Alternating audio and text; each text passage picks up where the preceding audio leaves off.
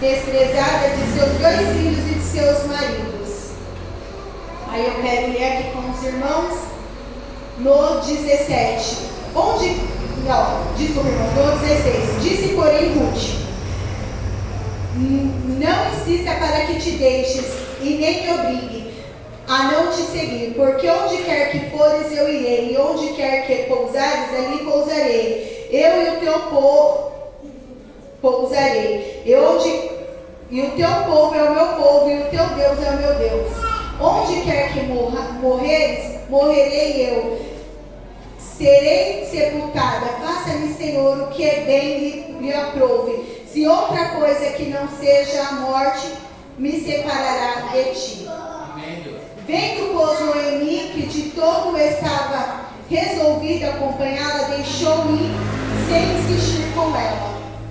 Amém? Amém, Deus. Os irmãos podem tomar assento. Glória a Deus. Vou falar para os irmãos que eu estou muito temerosa, como nunca fiquei antes, para ministrar o Senhor.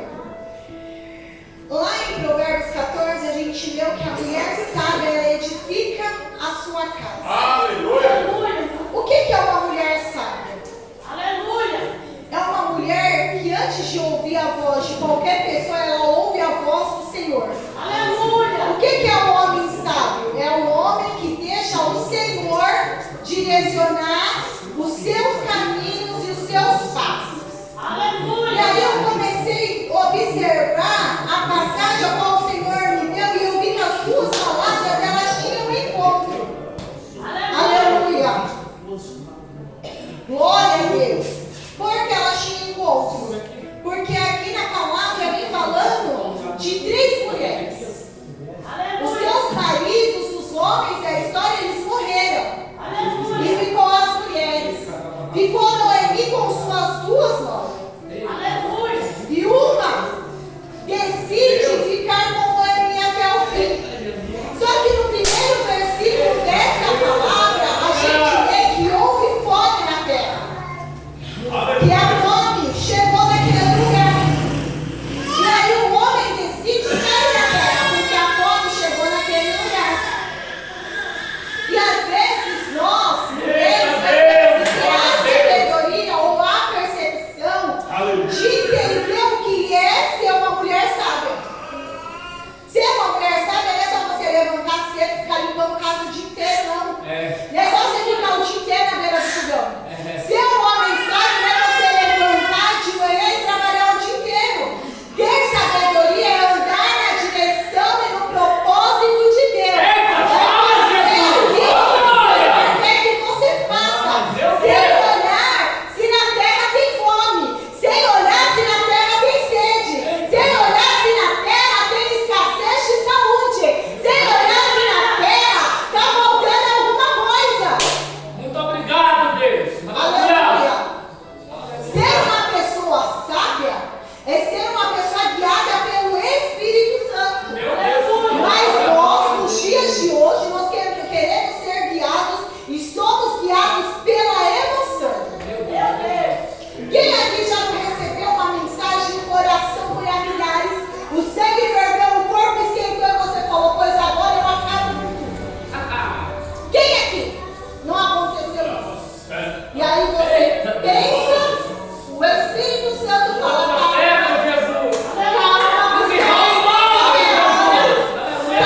porque eu não estou nesse negócio.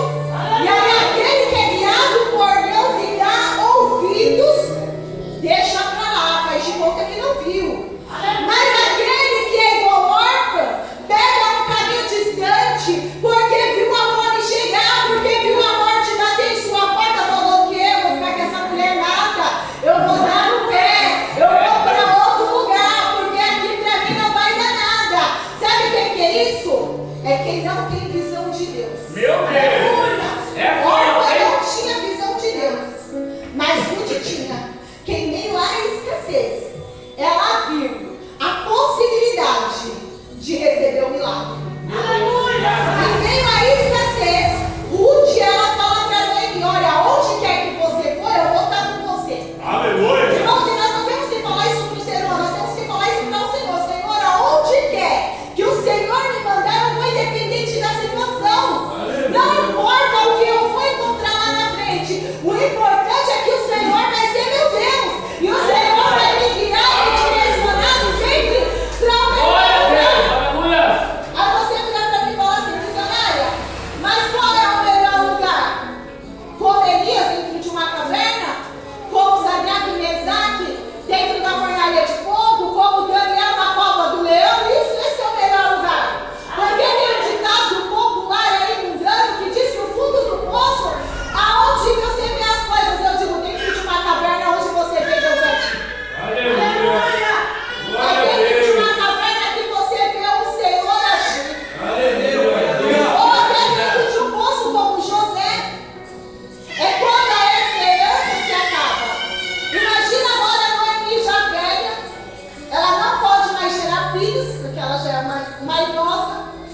Ela não pode se casar porque está em outra cidade. E aí, olha a loucura da sua nora Ruth. Olha, você não tem mais nada, você está seca. Você não pode me dar mais nada. De você não pode vir mais nada. E quantas vezes, em todas as situações da nossa vida, nós olhamos e falamos, essa situação não pode acontecer mais nada. Desse lado não vem mais providência de Deus. Não vem mais socorro de Deus. Mas aí é onde você se engana. Aleluia. Se você começar a deixar a sua visão mundana, a sua visão carnal, o propósito do seu coração é começar a olhar com o propósito de Deus, com a visão de Deus, você vai ver que a sua vida é muito além daquilo que você imagina. Ou muito além daquilo que você vive hoje. Porque nós vivemos num mundinho cotidiano de mesmice aqui no mundo terreno. Mas a nossa vida tem que ser pautada no céu. A nossa vida tem que ser pautada nos milagres que o Senhor vai fazer nas nossas vidas, ou através das nossas vidas. Aleluia. Aí eu olho, irmãos, aqui nessa passagem, e eu vejo uma mulher com o coração voltado, quebrantado, a não abandonar alguém, sozinha no seu pior momento. Aleluia. Aleluia. Quantas vezes eu e você, nós abandonamos Verdade. alguém no pior momento dessa pessoa? Aleluia. Porque em certa época, Noé, eu não ia falar nada disso, irmãos, mas em certa época, Noé me serviu para Ruth. Afinal de contas, ela teve um filho, ela cuidou do seu filho, ela sustentou o seu filho, ela não deixou que ele pudesse se casar com Ruth. Aleluia. E quantas vezes nós somos ingratos? Nós só queremos as pessoas do nosso lado quando nos servem. Meu Deus.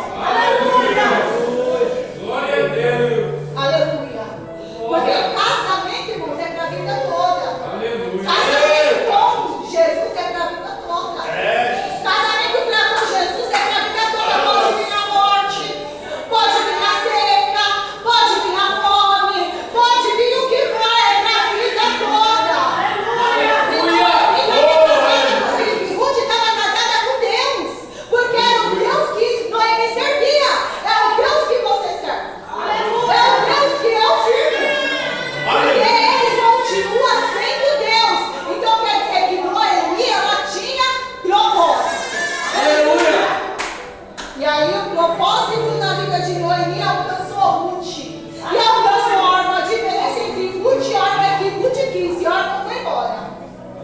Você quer o propósito de Deus na sua vida ou você quer abandonar o barco? Glória! Aleluia, Deus! Você quer o propósito de Deus na sua vida ou você quer abandonar o barco hoje? Você veio até aqui. Meu Deus. Agora na sua frente tem dois caminhos. Meu Deus. Escolha aí agora qual caminho você quer seguir. Ruth, e é ver o milagre de Deus lá na frente, porque lá na frente Deus prepara, aleluia, o milagre é na casa. Ou você quer fazer igual a Orfa, voltar para trás? Aleluia, Pai. Jesus. Aleluia. Irmãos, eu quero fazer como Noemi e como Ruth. Eu quero permanecer no propósito. Aleluia.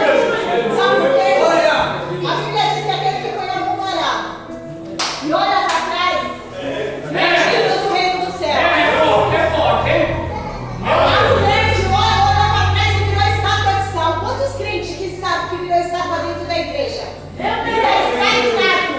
Parado, no mundinho, aonde, aleluia, só enxerga o que quer enxergar, o que está à sua volta.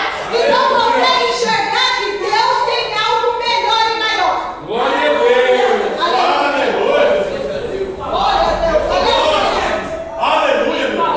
Eu fiquei esses dias, eu estava pensando na minha casa, eu falei, Senhor, quanto levante, né?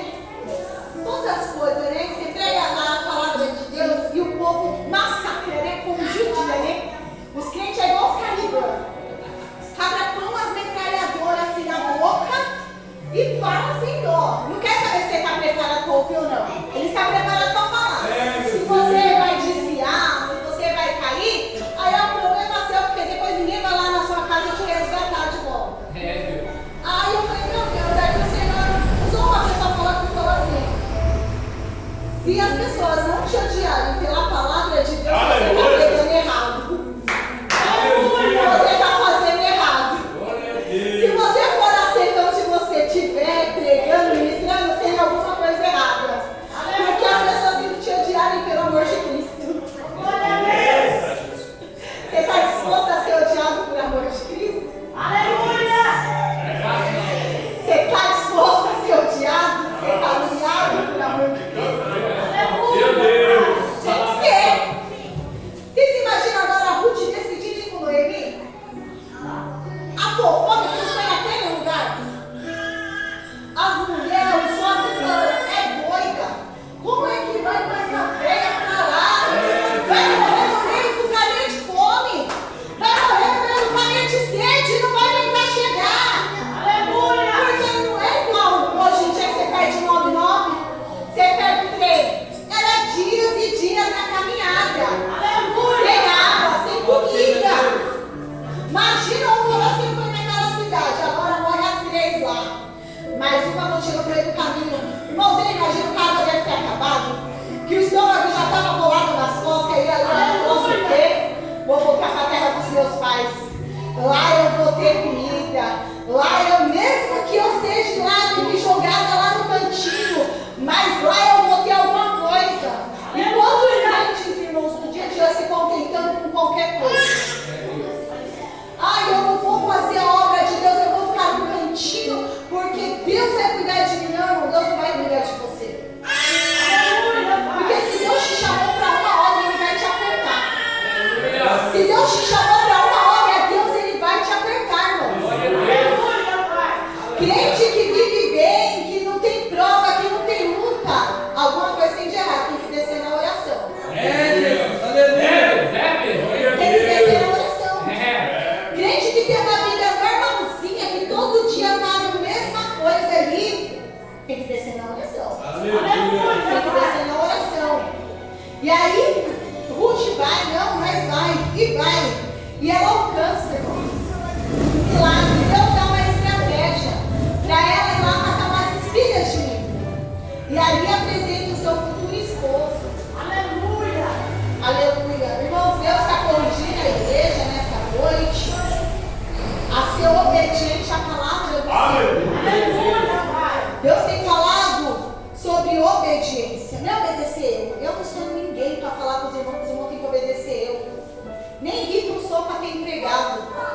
Porque Deus não dá asa à cobra. Aleluia, Pai. Entendeu? Então, mas nós vamos ter que obedecer a palavra de Deus. Aleluia. Aleluia, Pai. A palavra de Deus. Irmãos, tem hora que eu leio umas palavras aqui que eu falo, não, Jesus, está errado. Isso daí não pode ser para mim. Porque a palavra confronta o pecado que mora em mim. Aleluia, Porque Pai. eu sou 90% pecado e 10% espírito. Porque todo dia eu alimento mais a minha carne do que meu espírito. Porque todo dia eu falo rede social. Porque todo dia eu me entristeço com alguma coisa. Porque todo dia chega a notícia de afronta. Todo dia chega a notícia que é para desanimar, que é para te abalar. Aleluia. Mas mesmo assim, eu prefiro estar na presença do Senhor. Aleluia. Fazendo aquilo que o Senhor manda. Porque nós não passamos 1% daquilo que Cristo passou para que hoje nós estivemos aqui. Aleluia, Pai. Nós não passamos 1%. Porque o que é a fome para um jejum? Jejum, irmãos, estou falando de jejum. Jejum, culto racional. Ele pensou, ele decidiu, é um jejum racional. O que é a fome de um dia para uma pessoa que decidiu, por mim, por você, ficar 40 dias em jejum? Absoluto. Esse negócio de jejum de Esther, de Daniel, o povo vem cair não comer a metade da comida e outra metade sendo fome. Não, jejum absoluto. Aleluia, Pai. O que é uma calúnia para uma traição na noite da Santa Ceia? Aleluia. Glória a Deus. Olha. O que é um irmão virar a cara para você se o seu amigo andava com você e te negou 3 vezes? Aleluia, Pai. O que é? Aleluia. Aleluia. E não vem, que eu escuto muita gente, ele era Deus. Não, irmão, Jesus desceu 100% homem, ele viveu 100% homem, ele morreu 100% homem. Aleluia, Pai. Ele deixou a sua glória e desceu como homem. Aqui na terra ele era homem, aqui na terra ele não era Deus. Ele fazia milagres através da unção que ele tinha na vida dele. Então é que ele fala, olha, se você crer, for obediente, colocar sua vida na altar, você vai fazer coisas além daquelas que eu fiz. Aleluia, Pai. A gente não faz porque a gente é covarde. A gente não faz porque a gente é frouxo. A gente não tem coragem de enfrentar Satanás de frente. Tem crente que tem medo de Satanás. Tem crente que não fala o nome dele. Tem crente que não vai no centro de macumba fazer uma oração porque tem medo do confronto com a atrasado. Aleluia, Pai. Aleluia. Uns porque não tem fé e outros porque tem pecado. Aleluia, Você Pai. sabe que lá ele vai desmascarar. Aleluia, Jesus. Mas se você nessa noite decidir, irmãos, o caminho ainda está aí na sua frente ainda.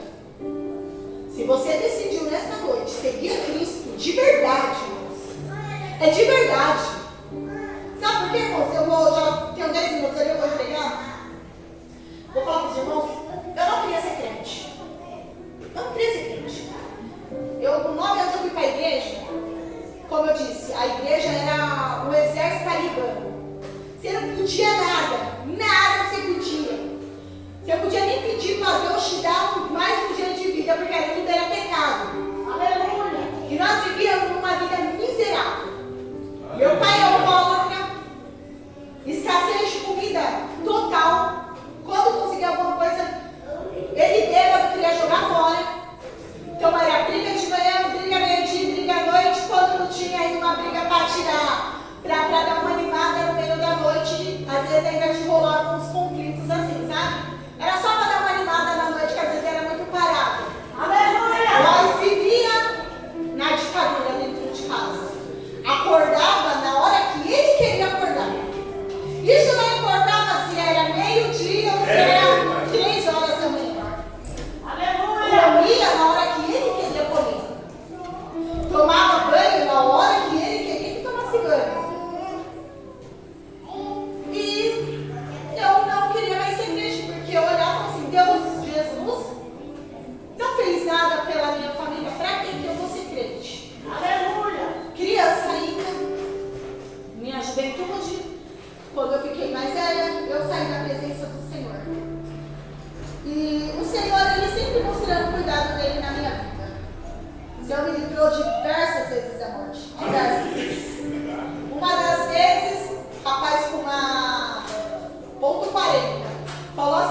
tiro de você para ver se funciona.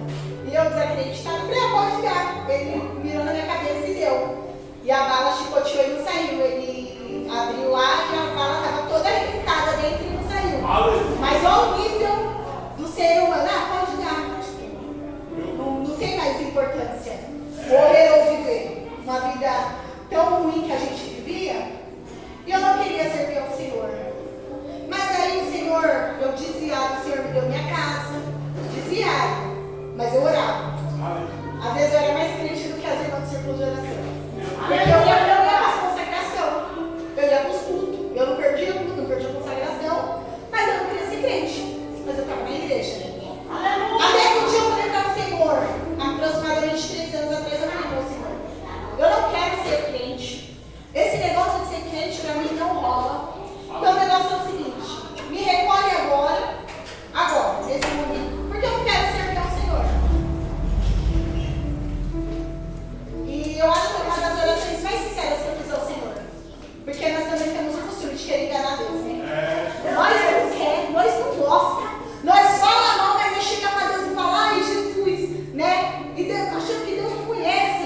Porque a Bíblia diz que antes que houvesse a intenção ou o pensamento, o Senhor já conhece o seu coração. Aleluia! Então não adianta querer enganar Deus. Deus sabe quem é você. Deus sabe quem é você. Deus sabe o que você fez.